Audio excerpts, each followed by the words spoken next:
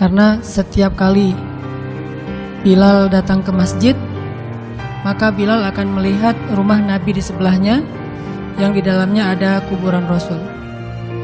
Jadi kalau kita bentuk cintanya adalah kangen pengen ke Masjid Nabawi, kalau Bilal justru karena saking cinta udah gak kuat lagi berada di Masjid Nabawi. Karena orang yang dia cintai telah wafat. Sehingga sejak Rasulullah wafat, berkali-kali Bilal minta izin kepada Abu Bakar untuk ikut jihad dan gak pulang lagi ke Madinah, pengen tinggal di tempat yang lain. Tapi gak diizinkan oleh Abu Bakar, sampai akhirnya setelah sekian lama membujuk Abu Bakar, bisa diizinkan, pergilah Bilal dan akhirnya Bilal tinggal di Syam. Kalau sekarang Suriah. Di sanalah Bilal menikah. Jadi selama ini dia asik dengan cintanya kepada Rasulullah sehingga gak sempat mikirin pernikahan. Jadi kalau masih ada yang ngerasa galau soal pernikahan, mending belajar mencintai Allah dan Rasul aja deh. Insya Allah gak akan galau lagi soal kapan nikah, gak apa-apa. Saya mah udah punya cinta yang besar, yaitu kepada Allah dan Rasul. Akan tersibukkan dengan sendirinya hatinya dengan cinta yang sebenarnya. Baru berangkat ke Syam, sampai di Syam Bilal menikah di sana. Menikah di sana, hidup di sana, sampai setelah beberapa tahun berada di Syam, akhirnya bergantilah pemerintahan dari masa Abu Bakar ke masa Umar bin Khattab. Setelah beberapa tahun di Syam, pada suatu malam Bilal menangis. Malam-malam dia bangun nangis, gerung-gerung gitu kayak anak kecil. Istrinya nanya, "Ya Bilal, ada apa? Kamu mimpi buruk?" "Enggak, justru ini mimpi baik."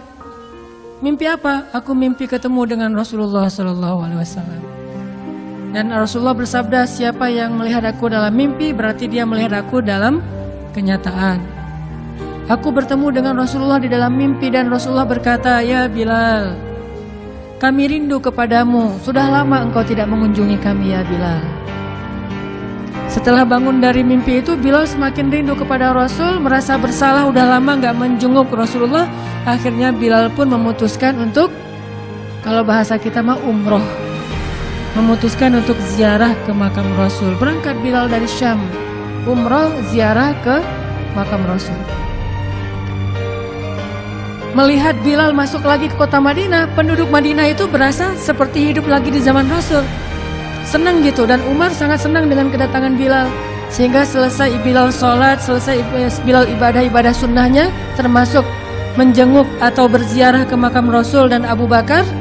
Kemudian Umar berkata kepada Bilal, "Ya Bilal, sudah lama kami tidak mendengar suara azan darimu. Tolong kumandangkan sekali lagi azan seperti engkau mengumandangkannya di masa Rasul. Kami rindu ingin merasakan suasana di zaman Rasul." Benar Bilal, kata para sahabat yang lain yang ada di situ. Umar, kemudian Abdurrahman, beberapa orang sahabat, "Ya Bilal, azan, kami ingin mendengar suaramu seperti dulu kami mendengarnya di masa Rasul." Kata Bilal, "Saya tidak akan kuat." Kata mereka, Coba dulu kamu usahakan, karena kami ingin sekali mendengarnya. Saya tidak akan kuat. Cobalah wahai Bilal demi kami, supaya kami bisa semangat lagi dalam beramal soleh, mengikuti perjuangan Rasulullah. Akhirnya karena udah dipaksa terus, Bilal pun mengumandangkan azan. Allahu Akbar, Allahu Akbar. Kota Madinah kaget mendengar suara Bilal. Orang-orang yang ada di rumah semuanya mengatakan, "Apakah Rasulullah sudah bangkit kembali? Apakah Rasulullah sudah bangkit kembali?" Mereka semuanya kaget dan bahagia, seolah-olah Rasulullah sudah bangkit dari kematiannya. Seperti Isa seolah-olah diturunkan kembali setelah dia diangkat ke langit. Satu kota Madinah tuh kaget bahagia gitu. Kayak seorang ibu yang kehilangan anaknya tiba-tiba mendengar suara anaknya dari jarak dekat dan ingin dipeluk segera anaknya itu. Saking rindunya mereka kepada Rasulullah. Allahu Akbar, Allahu Akbar. Pasar yang tadinya ramai tiba-tiba sepi mendengar suara Bilal yang masih sayup-sayup. Asyhadu an la ilaha illallah. Semuanya berlari keluar dari tempat-tempat kerja mereka, dari pasarnya, dari rumahnya. Semuanya berlari ke masjid, ingin memastikan apakah Rasulullah sudah dibangkitkan kembali. Bahagia semuanya. Apakah Rasulullah sudah dibangkitkan? Apakah Rasulullah sudah hidup lagi? Semuanya bertanya dengan pertanyaan yang sama. Asyhadu an la ilaha illallah. Semuanya semangat datang ke masjid, ngumpul, rame banget. Kemudian ketika Bilal mengatakan, Asyhadu anna Muhammadar Rasulullah. Asyhadu anna. Gak sanggup lagi Bilal, berhenti di situ. Kemudian Bilal menangis dengan suara nangis yang luar biasa kerasnya. Lalu satu masjid menangis, lalu satu kota Madinah menangis. Sehingga para ulama mengatakan, tidak pernah kota Madinah menangis sedahsyat mereka menangis hari itu kecuali ketika Rasulullah wafat. Cuma 2 kali menangisnya kota Madinah paling dahsyat. 1 hari ketika Rasulullah wafat, kedua hari ketika Bilal kembali mengumandangkan azan dan mengucapkan asyhadu anna Muhammadar Rasulullah. Semuanya menangis. Semuanya merasa kehilangan Rasulullah. Semuanya merasa bahwa mereka ingin kembali di zaman ketika Rasulullah masih hidup. Lalu mereka bertanya setelah semuanya selesai menangis, ya Bilal, kenapa kamu tadi menangis? Kata Bilal, dulu biasanya kalau saya selesai mengumandangkan azan, saya akan datang ke hujrahnya Rasul. Hujrah Rasulullah itu kamarnya Rasul, rumah kecilnya Rasul. Selesai azan saya akan datang ke rumahnya Rasulullah dan memanggil, ya Rasulullah, as-salah, as-salah. Rasulullah nggak keluar sampai mendengar suara Bilal memanggil beliau secara khusus. Udah selesai azan, Bilal manggil Rasul, ya Rasulullah, as-salah, as-salah. Baru Rasulullah keluar dengan wajah berseri-seri. Sekarang bagaimana saya akan memanggil Rasulullah sedangkan Rasulullah sudah bersama kekasihnya yaitu Allah Subhanahu wa Ta'ala. Menangis lagi satu masjid, satu kota Madinah. Pokoknya hari itu adalah hari berkabung sekota Madinah.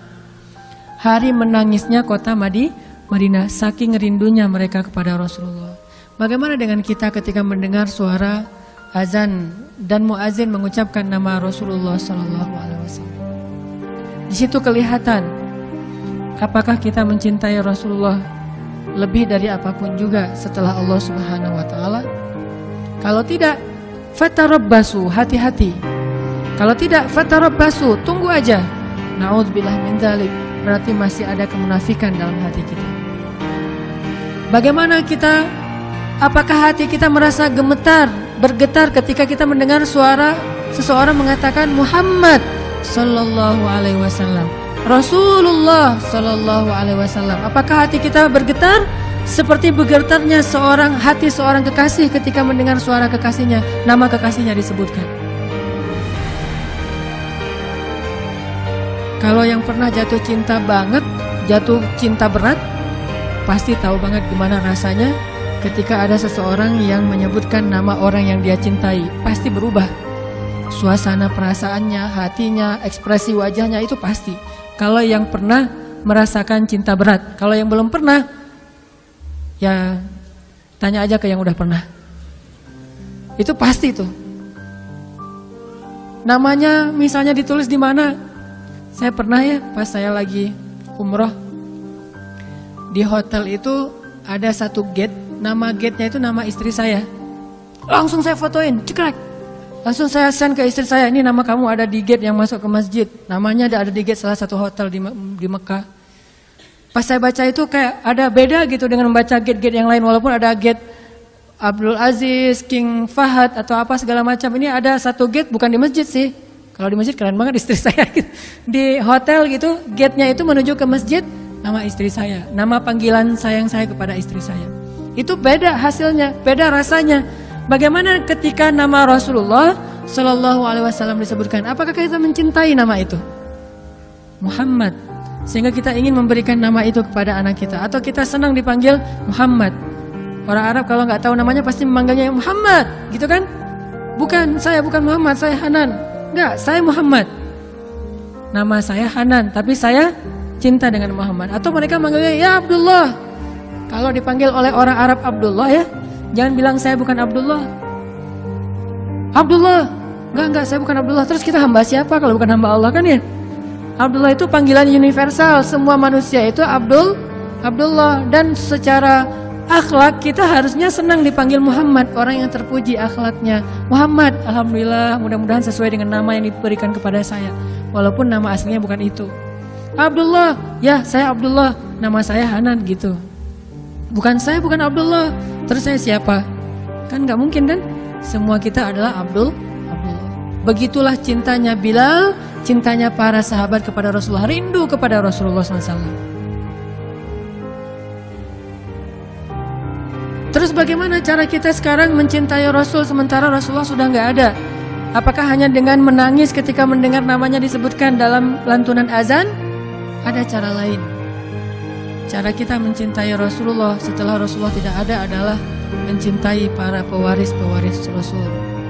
Al-ulama warasatul anbiya. Pewaris Rasulullah itu adalah para pembawa risalah dakwah dan para ulama. Ulamaul ummah, ulamanya umat kaum muslimin. Saya bukan ulama, saya hanya dai biasa. Dan saya sangat merasa berat jika dipanggil ulama karena nggak pantas banget. Nanti kalau teman-teman mau tahu siapa ulama, saya akan berikan rekomendasi, cintai dia. Dialah pewaris Rasul. Belajar mencintainya seperti sahabat mencintai Rasul. Belajar kangen bertemu dengannya seperti sahabat kangen bertemu dengan Rasul. Belajar dekat dengannya seperti sahabat dekat dengan Rasulullah. Itu bentuk cinta kita kepada Rasulullah kalau kita tidak lagi sezaman dengan Rasulullah. Mencintai pewaris-pewaris Rasul, para ulama. Cari para ulama itu dengan ciri-ciri yang diberikan oleh Rasulullah. Ciri ulama itu apa aja? Lalu cari orang yang memiliki ciri-ciri itu, cintai dia, kangen sama dia. Itulah bentuk cinta kita kepada Rasulullah SAW. Ini kisah Bilal.